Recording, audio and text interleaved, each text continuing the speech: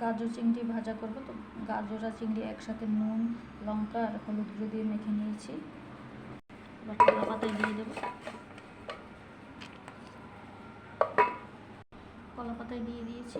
এবার তাওয়ার উপরে দেবো। তাওয়ার উপরে দিয়ে দিয়েছি। এবার থালা দিয়ে ঢেকে দেবো।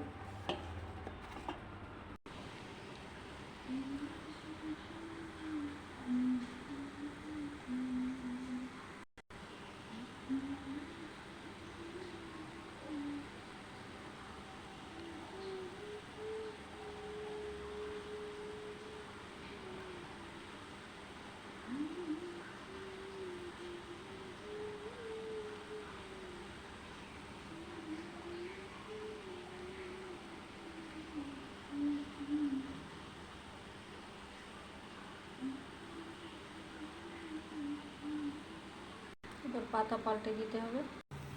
পাতা পাল্টে দিয়েছি। এবার তেল দেবো।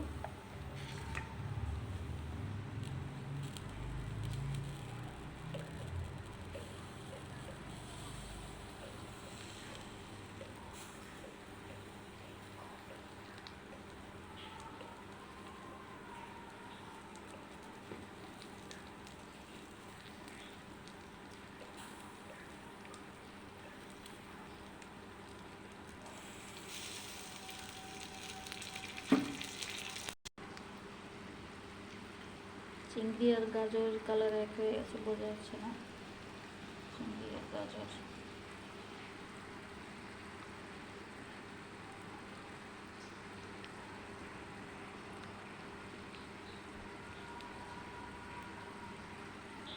কলা পাতাটা চওড়া হলে ভালো হতো। অল্প একটু কলা পাতা, তো এর জন্য সরু টাইপের হয়ে গেছে।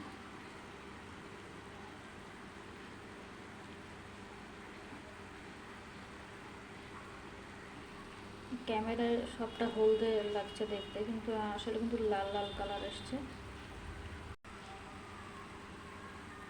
হয়ে গেছে, এবার নামিয়ে নেব। পেঁয়াজ দিয়ে ভাজা যায়, তো গাজর অনেকটা, তো ওর জন্য ভাবলাম তো চিংড়ির সাথে ভেজে দিই।